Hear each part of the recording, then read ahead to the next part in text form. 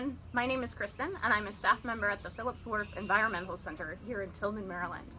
Because of the current situation with the coronavirus, or COVID-19, we aren't able to bring our traveling aquarium, the Fishmobile here, to your school right now. However, we wanted to bring it to you virtually, so this video is designed to introduce you to some of the animals you would normally meet on board the Fishmobile. There's also an activity sheet for you to fill out either while you're watching this video or once you've finished. I recommend taking a look at that activity sheet now so you can read through the questions before we get started. Your teacher should have posted it on your Talbot County Public School frog page, so feel free to pause this video now. I want to start by saying that this program was made possible thanks to a grant from the Cigarette Restitution Fund of the Talbot County Health Department. This virtual Fishmobile program consists of 2 videos. In the first one, I'll introduce you to some of the animals that call the Chesapeake Bay home. In the second video, we'll talk about how trash, and especially cigarette waste, affects these animals and what you can do to help them. I'm going to introduce you to some of the turtle species that you can find in and around the Chesapeake Bay. We get a variety of turtles brought to us here at Phillips Wharf. In some cases, people bring us their pet turtles that they no longer want or are no longer able to care for. Many of these turtles are invasive species, which means they are not from the Chesapeake Bay originally, so they can't be released into this area. So in those cases, we will keep those turtles here at Phillips Wharf for the rest of their lives. In other cases, people bring us sick or injured turtles. We work with a veterinarian who helps us fix those turtles so that we can release them when they're healthy and have a better chance at survival. A few of these injured turtles are so severely injured that they will never survive if we release them. So in those cases, we keep those turtles here with us at Phillips Wharf for the rest of their lives. In other cases, people bring us turtles that are found in areas where they shouldn't be. Sometimes that means turtles swimming around in somebody's swimming pool, or maybe nesting and laying eggs in somebody's driveway. In those cases, we try to release the turtles as soon as possible, but if they're babies, we will keep them here and feed them, let them grow a little bit, so that then we can release them once they're older and have a better chance of survival. In rare cases, we keep adult healthy turtles to be long-term animal ambassadors, like Larry here. So he normally comes out with us on the Fishmobile, and he is one of our long-term animal ambassadors. First up, we have our freshwater species of turtles. This means they live in water that has no salt in it. This little guy right here is a painted turtle, and painted turtles can be found across the United States. Although here in the Chesapeake Bay region, we have a subspecies known as the eastern painted turtle. Since these guys are freshwater turtles, they prefer ponds, creeks, and freshwater marshes. They also like shallow water habitats with soft bottoms like mud or sand, and lots of spots for them to haul out and bask, which these guys are doing right now. Scientists have observed painted turtles living for over 55 years, which is pretty old. Painted turtles are omnivores, so that means they're like us.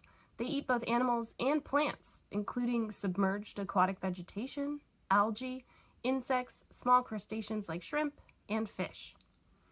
And while these 2 turtles look similar, the guy on top, up here, this guy is actually a different species of turtle. So he's a red-eared slider. Can you see the difference between the 2? The red-eared slider has the red right behind his eye, whereas the painted turtle has the yellow spot right behind his eye. Red-eared sliders are actually considered invasive in many areas, including here in Maryland. These guys are also freshwater, but they are typically found near the Mississippi River. Red-eared sliders, like this turtle here, are commonly sold as pets, and when people don't want them anymore or can't take care of them, they often release them into the wild. Once they're released, they readily adapt to their new environment and are often better at finding food than native species. This means they can crowd out other turtles, like painted turtles. The Teenage Mutant Ninja Turtles are actually red-eared sliders, which is part of why they were so popular as pets. These guys typically live between 20 and 30 years, though some can live to be over 40 years old. Interestingly, red-eared sliders that are kept in captivity actually have shorter lifespans than their wild counterparts, possibly because their diet is very different than it would be in the wild. Red-eared sliders are also omnivores, but juveniles eat more animals and adults eat more plants. Pet turtles may be fed things like romaine lettuce, which they wouldn't eat in the wild. Wild turtles primarily eat aquatic plants like duckweed. This species of turtle can actually carry the bacteria Salmonella, so it's important to wash your hands after handling them, and any species of turtle. When temperatures get too cold, turtle species like these actually go into sort of a hibernation state. So for these guys, it's actually called brumation instead of hibernation. And below about 50 degrees Fahrenheit, they go into this brumation stage, or they brumate. When they brumate, these turtles hang out in the bottom of a pond for weeks without surfacing. They don't breathe or eat, which also means they don't go to the bathroom. For these guys, because they live here in the estuarium and are kept warm all winter, they don't actually need to brumate, but they do spend most of their time sunning or basking, just like these guys are right now. Another species of freshwater turtle that we have is the spotted turtle. Can you see how they got that name? Their top shells are dark, and they can have anywhere from just a few yellow spots to almost 100 spots. They can be found along the east coast of the United States and around most of the Great Lakes. They like shallow, soft-bottom habitats with lots of aquatic vegetation. And while they are aquatic animals, they can spend a large portion of their time on land as they move between habitats. They only eat in the water, though, so during their active months of the year, they tend to stick close to the water. These guys are omnivores as well, eating a variety of plants and animals. In this case, insects, small crustaceans, tadpoles, and small fish. In many areas, spotted turtles are considered endangered. Because they are a very small species of turtle, they are vulnerable to predation. That means other things try to eat them, like raccoons and muskrats. Many spotted turtles are also hit by cars or even lawnmowers as they move between habitats, and there's less and less habitat for them as humans develop more areas. You can see that this spotted turtle here has some wire in her shell. That's because her shell was damaged, possibly by a car. So this is one of the turtles that we have been rehabilitating. So once her shell is fused back together, that wire can be removed and she can be released back into the wild. Next up is our common snapping turtle, one-eyed Willie. Willie is actually a female turtle that was found as a baby by some students in Baltimore. She ended up becoming a classroom pet, but she had some issues with her tank. She got a bacterial infection and lost an eye, which you can see here. Because her tank was also a little too small, the back of her shell became deformed. You can see it flips up here. So between that deformity and her missing eye, she's not going to be able to survive in the wild. So she will be a fixture in our aquatic classroom, the estuarium, for the rest of her life. Snapping turtles are primarily a freshwater turtle, but they can survive in brackish water. This is water that has a little bit of salt, but not as much as you'd find in ocean water. Snapping turtles primarily live in the water, but can travel long distances on land to find new areas to live or lay their eggs. Snapping turtles are omnivores because they eat plants and animals like frogs, fish, other turtles, and even the occasional duckling or gosling. They're also scavengers because they eat dead or decomposing things. The species was given the name snapping turtle for a reason. Their jaws are very powerful, meaning these guys are best left alone if you encounter them in the wild. They aren't usually aggressive unless they feel threatened, so if you see a snapping turtle, you just want to give them some space. If you ever absolutely have to move a snapping turtle, the best method is to use a blanket or a tarp. Shoo the turtle onto the blanket or tarp, and then pick up the corners to carry the turtle to safety. Never pick them up by the tail, because this can injure the turtle. Next, we have the diamondback terrapin, which is a brackish water species. They can survive in freshwater and ocean water, but they prefer to live in brackish water, like in the Chesapeake Bay. You might be familiar with terrapins because these guys are the mascot for the University of Maryland College Park. They're also the state reptile for Maryland. Even though we have a special love for terrapins here in Maryland, they can actually be found all the way from Florida up to Cape Cod in Massachusetts. Here at Phillips Wharf, we have 2 adult terrapins that live with us year-round. Ramona is our female terrapin, and Larry is our male terrapin. Female terrapins grow to be larger than males, which you can see just by comparing how big Ramona is to Larry. You can also see how different the two are in terms of their coloring. Terrapins come in a variety of colors and have all sorts of unique markings. Ramona has some of my favorite facial markings. Can you see her little mustache? Larry over here is much more colorful, but he doesn't have the facial markings like Ramona does. So they're both pretty cool looking in their own way. Terrapins are mostly carnivorous, meaning they eat other animals. This includes fish, marine snails, clams, mussels, and even the occasional crab.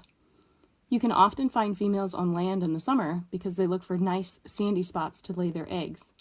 It's best to leave them alone because they will abandon a nest before they finish laying if they're disturbed. Baby terrapins typically hatch in the late summer and fall, and may hang out near their nest until the following spring. If that nest is near a house, people often bring the baby terrapins to us so that we can keep them through the winter and release them in the spring.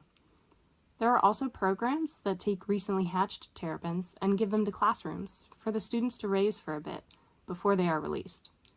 These programs are designed to help more of these babies survive to adulthood.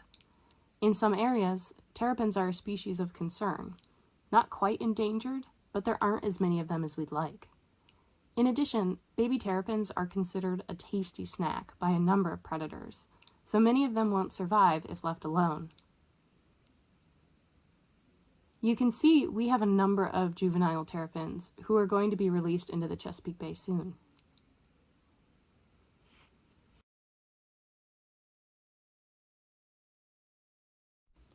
Moving away from turtles, our next animal is the horseshoe crab. These guys are really neat and are often called living fossils because they look very similar to horseshoe crab fossils that are believed to be over 400 million years old. It's kind of funny that we call them horseshoe crabs because they aren't actually crabs like the blue crab is. These guys are more closely related to spiders, ticks, and scorpions, although the horseshoe crab doesn't bite or sting. The tail, or telson here, while it looks dangerous, is actually used for steering in the water or to flip the crab when a wave knocks it upside down as it's coming onto the beach. Horseshoe crabs live in both the ocean and estuaries, like the Chesapeake Bay. We have a population of horseshoe crabs that live in the Miles River and Eastern Bay near St. Michael's. They are also a common sight on the beach at Assateague and in Ocean City. Typically, in May is when you see lots of horseshoe crabs coming up on the beach to spawn and lay their eggs. This is when scientists go out and count all the horseshoe crabs so they can get an idea of how many there are. Horseshoe crabs grow slowly compared to true crabs. They have a hard shell, which is their exoskeleton, and they have to shed it when it's time to grow. This process is called molting, and a horseshoe crab molts more frequently when it is little, and then only molts about once a year until it reaches adulthood. We don't know exactly how long they live, but we believe it's between 20 and 40 years old. Sometimes you can tell whether a horseshoe crab is male or female based on size, but if you're careful, you can also tell by picking them up. You have to be really careful when picking them up to avoid the compound eyes, which are these spots up here on the top of the shell. But if you flip it over, you can see the walking legs. So there are 5 sets of large legs, right? 1, 2, 3, 4, 5. And in juveniles and adult females, the ends of all 5 legs look the same, so these little pinchers. And these pinchers don't necessarily hurt like if a blue crab were going to pinch you, but they're definitely a little pokey.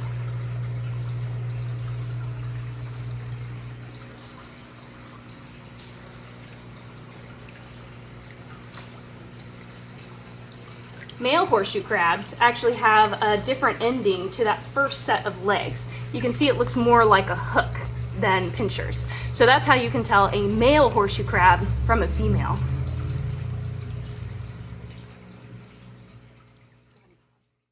Horseshoe crabs are carnivorous. So they actually eat aquatic worms, small mollusks like clams, and even pieces of fish. In the water, they'll often dig into soft bottom habitat like sand to look for food. They have another pair of appendages, different from the walking legs that we saw, which are small legs near the front of their shell, and they use these to pass food to their mouth, which is at the base of their legs. They don't have jaws, so they can't chew their food. Instead, they tear it up with their legs, pass it to their mouths, and from there it goes into the gizzard, which is an organ that contains sand and gravel to help grind up the food before it enters their stomach. This fish is an oyster toadfish. This is another species that we have here in the estuarium. You can find these guys from Florida to Maine in coastal waters, and they're common in and around oyster reefs and rocky habitat. While most people think of these fish as ugly, I think they're kind of cute in their own way. However, they're not very friendly and will bite, so watch your fingers. And while they aren't the prettiest fish to look at, they are tough. Their jaws are very strong, and they have a spiky dorsal fin, with one of the spines actually being poisonous. They can survive in polluted water and spend a long time out of the water if they have to. Oyster toadfish mostly eat crustaceans, mollusks, and fish. Their primary method of catching fish is to lay in wait, blending in with their surroundings, and then surprising their prey. I think they're probably pretty good at it, since I often have trouble finding them in the tank. This little guy right here is a juvenile blue crab. So you can see based on the shape on the underside of his carapace that this is a boy crab. So see how it looks like the Washington Monument? So that means this is a boy. You can see that he's not very blue, even though he's called a blue crab. That's because when they're little, juvenile crabs are actually more brown. So they camouflage a little bit better and blend in with their surroundings. Just like our horseshoe crabs, these guys have exoskeletons, which means they have to molt in order to grow bigger. So a crab like this will molt fairly frequently at this size, maybe once every month or two. As they grow larger, their molting slows, and male crabs molt about 28 times in their life. Blue crabs can live to be about 2 to 3 years of age, at which point most of them are large enough that we can fish them. So they are caught and we eat them. Blue crabs can be found up and down the Atlantic coast of both North and South America. They're typically found in estuary systems like the Chesapeake Bay, so they prefer to live in brackish water, but they can be found from ocean level salinity all the way into almost fresh water. These guys are voracious feeders, so they'll eat pretty much anything they come across. As adults, they might hunt for small fish, other crustacean species, and small mollusks like clams. As smaller crabs, they probably eat more dead things that they scavenge, maybe some plant material and water insects like amphipods and other organisms. It typically takes a crab 1.5 to 2 years to grow to adult size, or harvestable size, which is about 5 inches from point to point. Depending on the time of year, we have a variety of animals here at Phillips Wharf and on board the Fishmobile. When we're able to have visitors again, we invite you and your family to come down and visit us in Tillman or find us on the Fishmobile at local events. Before we finish though, I want to make sure you understand how we're connected to the animals that live in the Chesapeake Bay.